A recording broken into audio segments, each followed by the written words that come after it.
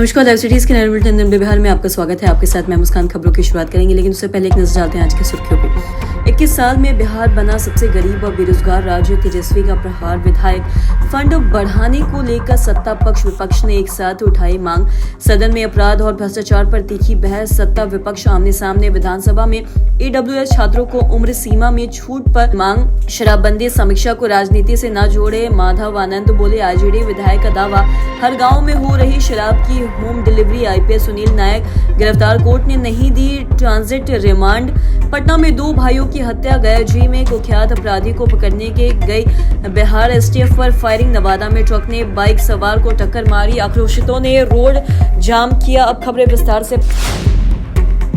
नेता प्रतिपक्ष तेजस्वी यादव ने NDA सरकार पर बता दें कि तीखा हमला बोला है और साथ ही उन्होंने बिहार की वर्तमान स्थिति के लिए पिछले 21 सालों के शासन को जिम्मेदार ठहराया। और बिहार की जनता ने पिछले 21 सालों से NDA की सरकार को मौका दिया, लेकिन बदले में राज्य को सिर्फ पिछड़ापन मिला। और उन्होंने कड़े शब्दों में कहा है कि आज बिहार की गिनती देश के सबसे गरीब और सबसे बेरोजगार राज्य के रूप में होती है और निवेश के मामले में बिहार की स्थिति सबसे चौपट है और भ्रष्टाचारियों ने बिहार सरकार का खजाना खाली कर दिया है। बता दें कि उन्होंने एक बड़ी चेतावनी देते हुए कहा है कि जिस तरह से लूट मची है, आने वाले कुछ ही दिनों में बिहार सरकार के पास अपने कर्मचारियों को सैलरी देने तक के पैसे नहीं है और साथ ही राज्य एक गहरे आर्थिक संकट की ओर बढ़ रहा है, जिसके लिए वर्तमान सरकार पूरी तरह से जिम्मेदार है। बजट सत्र के 15वें दिन विधायक फंड बढ़ाने को लेकर विधानसभा में हंगामा हुआ है और सत्ता पक्ष और विपक्ष के विधायकों ने विधायक निधि को 4 करोड़ से बढ़ाकर 5 करोड़ करने की मांग की है। हंगामे के बीच डिप्टी CM विजय कुमार सिन्हा ने कहा है कि विधायकों की मांग से मुख्यमंत्री को अवगत कराया जाएगा और बीजेपी विधायक प्रमोद कुमार समेत 50 से ज्यादा विधायकों ने एक साथ इस मुद्दे पर ध्यानाकर्षण किया और विधायकों का कहना है कि पड़ोसी राज्यों में भी ये राशि 5 करोड़ रुपए है, ऐसे में बिहार में ही 4 करोड़ क्यों। प्रभारी मंत्री रविंद्र यादव ने यह भी कहा है कि फिलहाल ऐसी कोई योजना नहीं है और सांसद का बढ़ेगा तब विचार किया जाएगा। लगातार हंगामा बढ़ता देख डिप्टी CM विजय सिन्हा ने दखल दिया और साथ ही उन्होंने ये भी कहा है कि इस पर विचार किया जाएगा और सदस्यों की भावना से CM को अवगत भी कराया जाएगा। बिहार विधान परिषद में अपराध, भ्रष्टाचार और कानून व्यवस्था को लेकर जोरदार बहस देखने को मिला है। बता दें कि राज्य में बढ़ते अपराध को लेकर विपक्ष के हमले JDU ने कड़ा पलटवार किया है और बता दें कि सदन में दोनों पक्षों के बीच तीखा टकराव हुआ।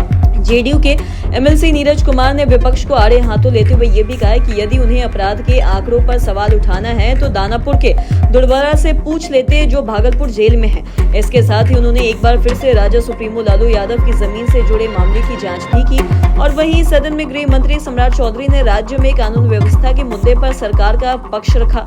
वर्ष 2005 के वादा कार्रवाई की विस्तार से आंकड़ा पेश किया गया और साथ ही में राजद नेताओं को चेतावनी भी दी गई और साथ ही एक का रिकॉर्ड रखते हैं और सबका इलाज भी करेंगे।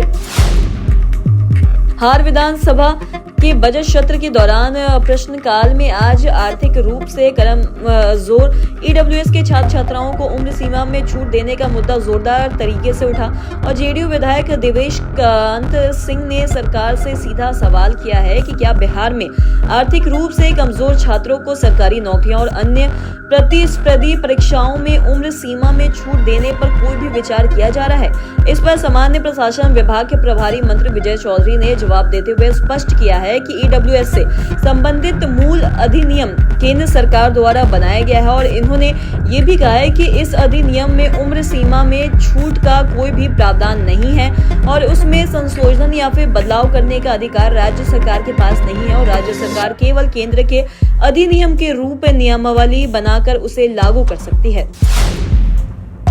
माधव आनंद ने ये कहा है कि शराबबंदी कानून जनहित से जुड़ा हुआ है और साथ ही शराबबंदी कानून जनहित से जुड़ा होगा। बता दें कि जनहित से जुड़े हुए मामले को अगर कोई भी विधायक उठाते हैं तो उसको राजनीति से जोड़ने की आवश्यकता नहीं है और मैंने मांग कर दी तो क्या हम NDA से बाहर चले गए, ऐसा थोड़ी होता है। जनहित से जुड़ा हुआ मामला मैंने तो गंभीरता से अपनी ही सरकार से मांग की और बिहार के लोकप्रिय मुख्यमंत्री जी पर हम लोग को पूरा भरोसा है और हमेशा से जैसे ही समीक्षा करते हुए आ रहे हैं, चाहे कोई भी कानून हो उसकी समीक्षा की मैंने बात की है और अब उसको राजनीतिक रंग देने का भी हम सरकार के विरोध में है और सरकार के फेवर में है। ये गलत है। अगर कोई कानून बना है तो उस कानून की समीक्षा तो होनी ही चाहिए।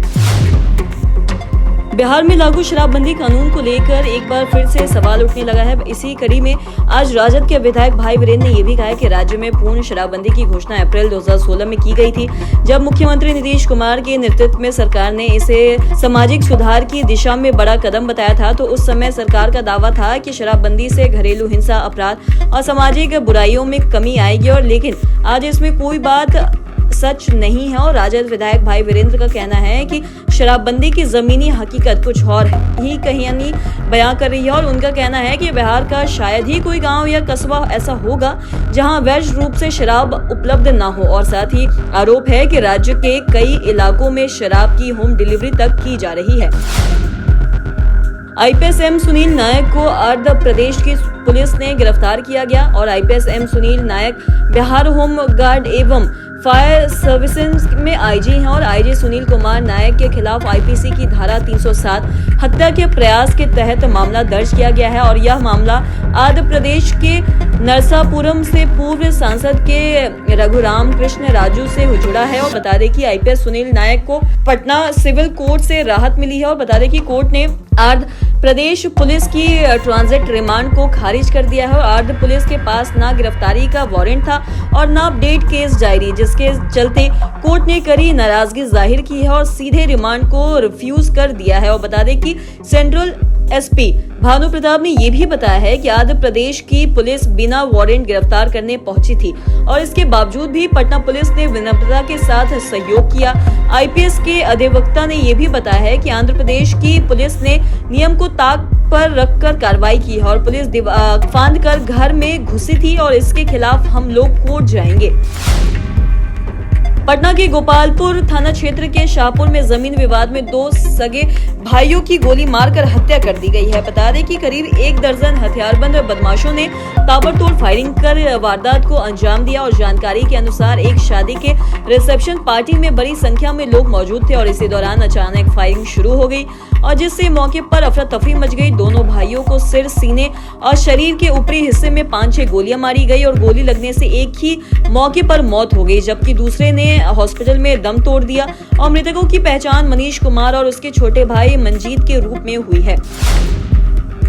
गैजी के कुख्यात अपराधी की गिरफ्तारी के लिए गई एसटीएफ टीम पर ग्रामीणों की भीड़ ने हमला कर दिया है। घटना मुफस्सिल थाना क्षेत्र के गरियामा गांव की है, जहां पुलिस कार्रवाई के दौरान स्थिति अचानक हिंसा हो गई, और हमले में 3 से अधिक एसटीएफ जवान घायल हो गए हैं। बता दें कि जबकि कुछ समय के लिए उनके हथियार भी छीन लिए गए, बाद में पुलिस दबिश के बाद हथियार बरामद कर लिए गए। और पुलिस के अनुसार एसटीएफ टीम हत्या के एक मामले में वंचित कुख्यात आरोपी संजय मांझी को गिरफ्तार करने पहुंची थी, और टीम आरोपी को पकड़ने ही वाली थी कि उसने शोर मचाना शुरू कर दिया, और शोर सुनकर आसपास के लोग बड़ी संख्या में इकट्ठा हो गए, और देखते ही देखते भीड़ उग्र हो गई। और साथ ही बता दें कि भीड़ ने पुलिस टीम पर पत्थरबाजी की और लाठी डंडों से हमला भी कर दिया। नवादा जिले के मेसकोट थाना क्षेत्र में सड़क हादसे में एक युवक की मौके पर ही मौत हो गई। बता दें कि जबकि दूसरा गंभीर रूप से घायल हो गया है। और बिलवान मोड़ के पास आपको बता दें कि SH 103 पर एक ट्रक ने मोटरसाइकिल को टक्कर मार दी, और जिसके बाद आक्रोशित ग्रामीणों ने सड़क जाम कर दिया, और हादसे के बाद ट्रक चालक वाहन छोड़कर फरार हो गया। सूचना मिलते ही मेसकोट और साथ ही सीतामढ़ी थाना की पुलिस मौके पर पहुंची। पुलिस ने ग्रामीणों को समझा बुझाकर जाम खुलवाया, और साथ ही स्थिति को सामान्य भी किया। और बता दें कि मेसकोट थाना प्रभारी कन्हैया कुमार ने यह भी बताया है कि दुर्घटनाग्रस्त ट्रक को जब्त कर लिया गया है, और साथ ही मामले में आगे की आवश्यक कानूनी कार्रवाई भी की जा रही है। तो आज के इस वीडियो में इतना ही। अगर आपने चैनल को सब्सक्राइब नहीं किया तो तुरंत कर ले, और साथ ही हमारे फेसबुक पेज को लाइक करें। वीडियो देखने के लिए आपका धन्यवाद।